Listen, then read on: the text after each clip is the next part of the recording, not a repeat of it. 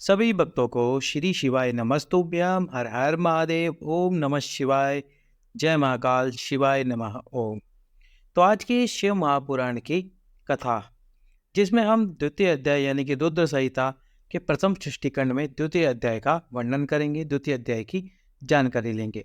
इस द्वितीय अध्याय में हमें क्या बताया गया है? नारद मुनि की तपस्या का वर्णन किया गया है और साथ ही साथ में नारद जी ने किस प्रकार काम पर विजय प्राप्त की और उसके बाद उन्होंने क्या किया। साथ ही में आज मैं आपको तुमरुका जी का पति पत्नी के लिए उपाय का वर्णन करूंगा। यदि पति पत्नी में संबंध विच्छेद हो रहा है तो तुमरुका जी के किस उपाय को करें ताकि उनका संबंध फिर से बन जाए। शिव महापुराण की इस कथा में हम आज नारद मुनि के बारे में जानेंगे, नारद मुनि के संवाद के बारे में जानेंगे। तो आप जिस प्रकार से पुराने वीडियोस को लाइक, चैनल को सब्सक्राइब और वीडियो को अधिक से अधिक शेयर कर रहे हो, उसी प्रकार इस वीडियो को भी अपना प्यार दे। तो चलिए सुनते हैं और पढ़ते हैं नारद मुनि की तपस्या, शिव महापुराण की कथा, रुद्र संहिता, प्रथम सृष्टिखंड। द्वितीय अध्याय। सूत जी बोले, हे मुनियों, एक समय की बात है। ब्रह्मा जी के पुत्र मुनि शिरोमणि विनीत चित नारद जी ने तपस्या के लिए मन में विचार किया। हिमालय पर्वत में कोई एक परम शोभा संपन्न गुफा थी, जिसके निकट देवी गंगा निरंतर वेगपूर्वक बहती थी। वहाँ एक महान दिव्य आश्रम था जो नाना प्रकार की शोभा से सुशोभित था। वे दिव्यदर्शी नारद जी तपस्या करने के लिए वहां गए। उस गुफा को देखकर मुनिवर नारद जी बड़े प्रसन्न हुए और सुदीर्घ काल तक वहां तपस्या करते हुए उनका अंतःकरण शुद्ध हुआ। वे दृढ़तापूर्वक आसन बांधकर मौन हो प्राणायाम पूर्वक समाधि में स्थित हो गए। हे ब्राह्मणों, उन्होंने वह समाधि लगाई जिसमें ब्रह्म का साक्षात्कार कराने वाले अहम ब्रह्मास्मि, मैं ब्रह्म हूँ, यह विज्ञान प्रकट होता है। मुनिवर नारद जी जब इस प्रकार तपस्या करने लगे तब देवराज इंद्र कांप उठे और मानसिक संताप से व्याकुल हो गए। वे नारद मुनि मेरा राज्य लेना चाहते हैं। मन ही मन में ऐसा सोचकर इंद्र ने उनकी तपस्या में विघ्न डालने के लिए प्रयत्न की इच्छा की। उस समय देवनायक इंद्र ने मन से कामदेव का स्मरण किया। स्मरण करते ही समान बुद्धि वाले कामदेव अपनी पत्नी रति के साथ आ गए।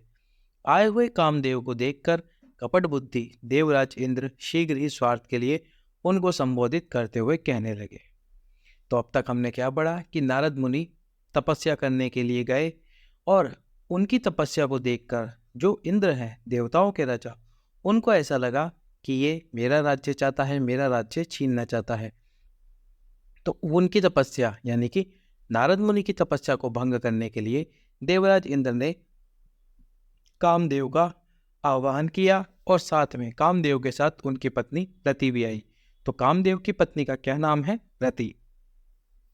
इंद्र बोले, मित्रों में श्रेष्ठ हे महावीर, हे सर्वदा हितकारक, तुम प्रेम पूर्वक मेरे वचनों को सुनो, मेरी सहायता करो। हे मित्र, तुम्हारे बल से मैंने बहुत लोगों की तपस्या का गर्व नष्ट किया है। तुम्हारी कृपा से ही मेरा राज्य स्थिर है। पूर्ण रूप से संयमित होकर दृढ़ निश्चयी देव ऋषि नारद मन से विशेषकर भगवान शंकर की प्राप्ति का लक्ष्य बनाकर हिमालय की गुफा में तपस्या कर रहे हैं। मुझे ये शंका है कि तपस्या से प्रसन्न ब्रह्मा से वे मेरा राज्य ही ना मांग ले। आज ही तुम वहां चले जाओ और उनकी तपस्या में विघ्न डालो। इंद्र से ऐसी आज्ञा पाकर कामदेव वसंत को साथ लेकर बड़े गर्व से उस स्थान पर गए और अपना उपाय करने लगे। वहां शीघ्र ही अपनी सारी कलाएं रच डाली। वसंत ने भी मदमत होकर अनेक प्रकार से अपना प्रभाव प्रकट किया। हे मुनिवरों, कामदेव और वसंत के अथक प्रयत्न करने पर भी नारद मुनि के चित्त में विकार नहीं उत्पन्न हुआ। महादेव जी के अनुग्रह से उन दोनों का गर्व चूर्ण हो गया। हे शौनक आदि महर्षियों, ऐसा होने में जो कारण था उसे आदरपूर्वक सुनिए। महादेव जी की कृपा से ही यानी कि नारद मुनि पर कामदेव का कोई प्रभाव नहीं हुआ। यानी कि कामदेव का प्रभाव नारद मुनि पर क्यों नहीं हुआ? क्योंकि उसमें महादेव की इच्छा थी, महादेव की कृपा थी नारद मुनि पर, जिस कारण से कामदेव का प्रभाव नारद मुनि पर नहीं हो पाया। यदि मेरे भोलेनाथ और महादेव की इच्छा नहीं होती तो नारद मुनि पर कामदेव का प्रभाव होता और उनकी तपस्या टूट जाती। पर महादेव जी की कृपा से उनके ऊपर कोई प्रभाव नहीं हुआ।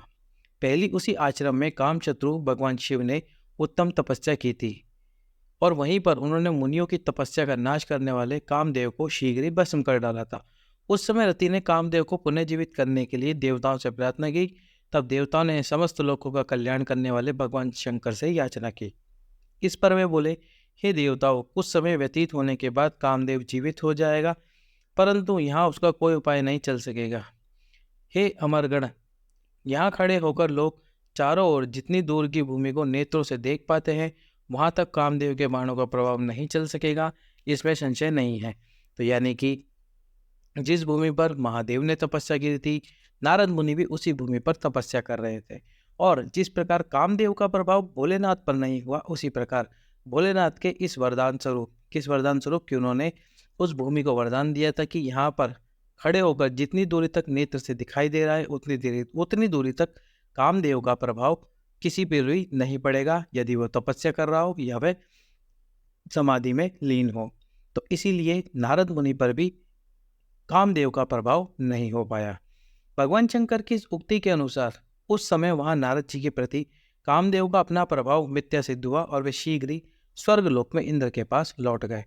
वहां कामदेव ने अपना सारा वृत्तांत और मुनि का प्रभाव कह दिया। तत्पश्चात इंद्र की आज्ञा से वे वसंत के साथ अपने स्थान को लौट गए। उस समय देवराज इंद्र को बड़ा विस्मय हुआ। उन्होंने नारद जी की भूरी भूरी प्रशंसा की, परंतु शिव की माया से मोहित होने के कारण वे उस पूर्व वृत्तांत का स्मरण ना कर सके। यानी कि देवराज इंद्र को उस पूर्व वृत्तांत का स्मरण नहीं हुआ था कि महादेव की कृपा से, यानी कि भोले बाबा की कृपा से ही वहां पर वरदान था कि किसी पर भी कामदेव का असर नहीं होगा, यानी कि कामदेव का प्रभाव किसी पर भी नहीं पड़ेगा। वास्तव में इस संसार में सभी प्राणियों के लिए शंभु की माया को जानना अत्यंत कठिन है, यानी कि महादेव की, भोले की माया को जानना बहुत कठिन है। जिसने अपने आप को शिव को समर्पित कर दिया, उस भक्त को छोड़कर शेष संपूर्ण जगत उनकी माया से मोहित हो जाता है। यदि आपने स्वयं शिव को समर्पित कर दिया तो आप शिव की माया से मोहित नहीं होगे।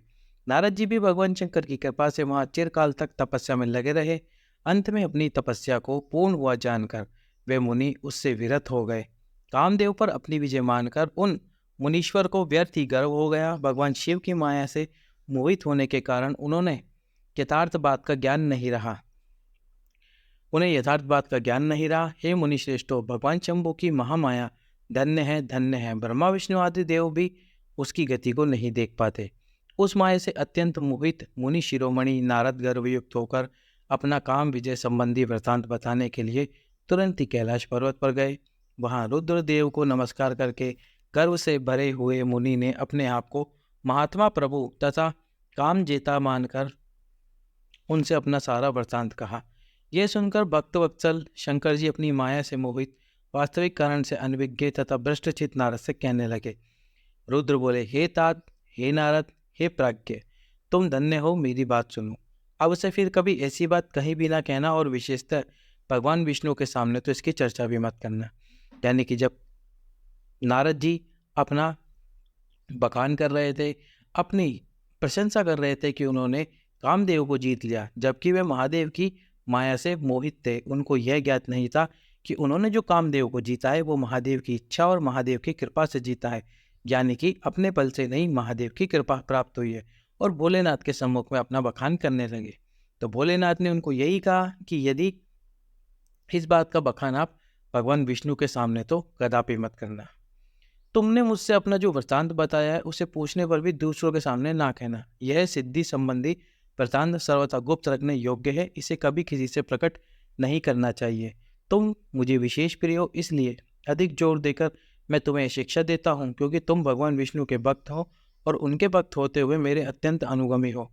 इस प्रकार बहुत कुछ कहकर संसार की सृष्टि करने वाले भगवान रुद्र ने नारद जी को शिक्षा दी, परंतु शिव की माया से मोहित होने के कारण नारद जी ने उनकी दी हुई शिक्षा को अपने लिए हितकर नहीं माना।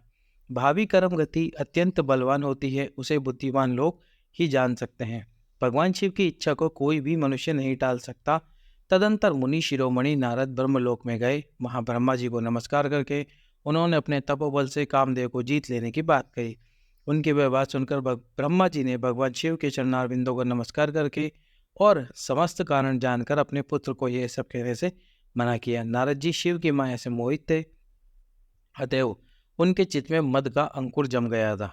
इसलिए ज्ञानियों में श्रेष्ठ नारद जी ने ब्रह्मा की बात को अपने लिए हितकर नहीं समझा। इस लोक में शिव की जैसी इच्छा होती है वैसा ही होता है।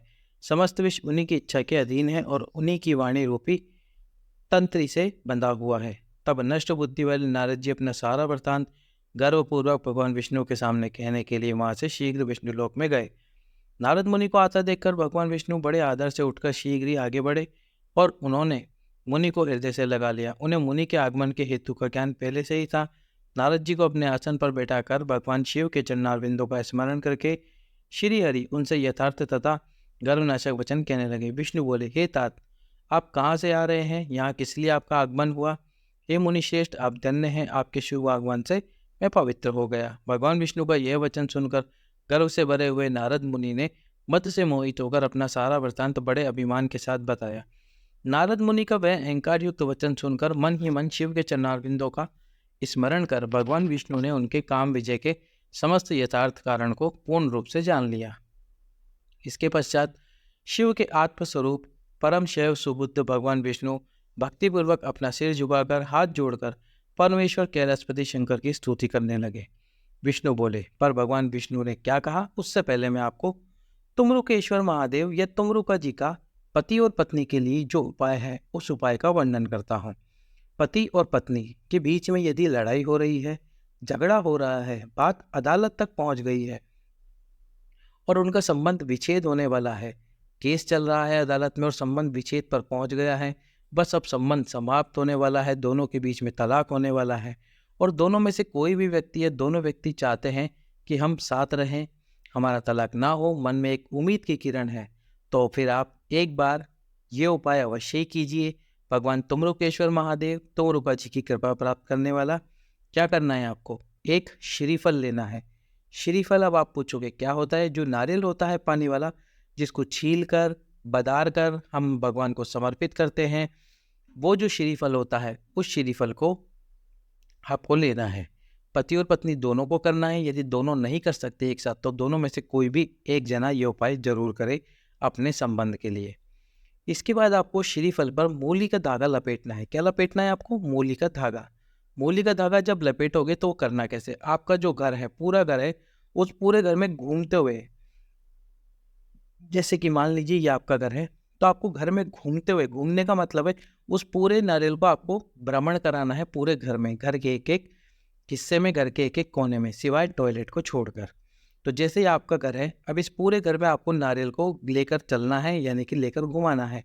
और घुमाने का मतलब ये नहीं नारियल को गोल गोल घुमाना है। घुमाने का मतलब होता है जैसे हम वॉक पर जाते हैं वैसे जब हम घूमते हैं कि एक स्थान से दूसरे स्थान तक, उसी प्रकार से इस श्रीफल को आपको एक स्थान से दूसरे स्थान तक लेकर जाना है अपने घर में, यानी कि पूरे घर में एक स्थान से दूसरे स्थान पर लेके जाना है।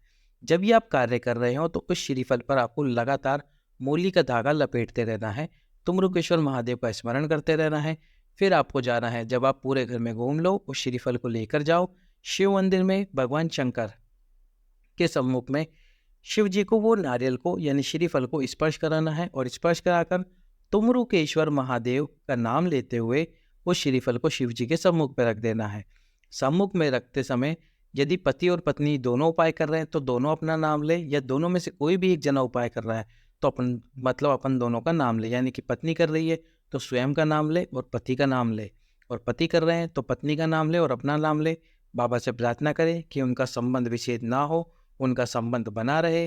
कामना करते हुए वो श्रीफल मई शिव जी के सम्मुख में रखना है, शिवलिंग के ऊपर नहीं छोड़ना, ना तो भगवान की पीठिका के ऊपर जो भगवान शंकर की जलाधारी है उस पर, किसी पर भी नहीं रखना है आपको।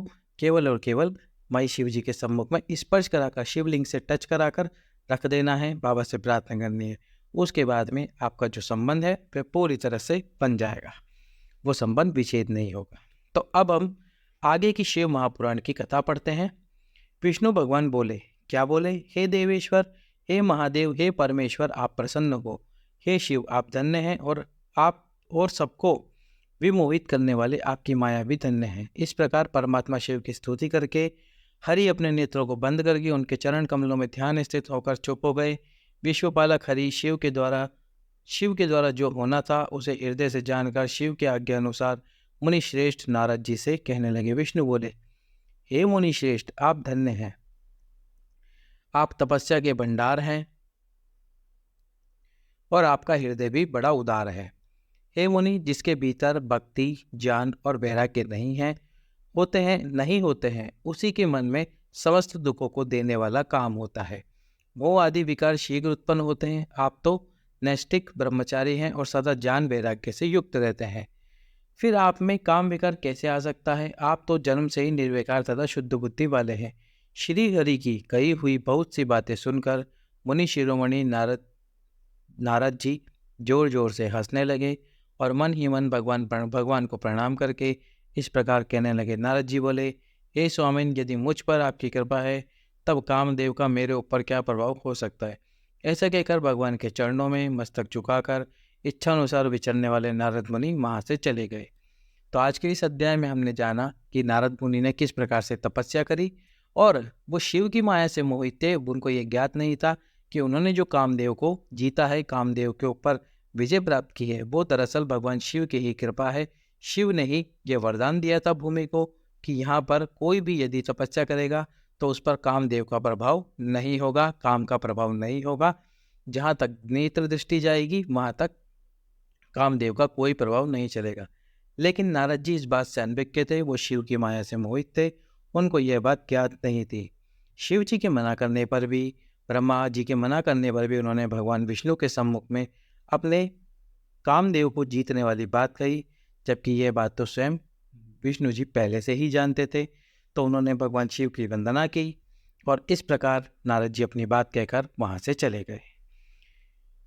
तो ये था शिव महापुराण की रुद्र संहिता का सृष्टि खंड का 2वां अध्याय। सभी भक्तों को श्री शिवाय नमस्तुभ्यम। हर हर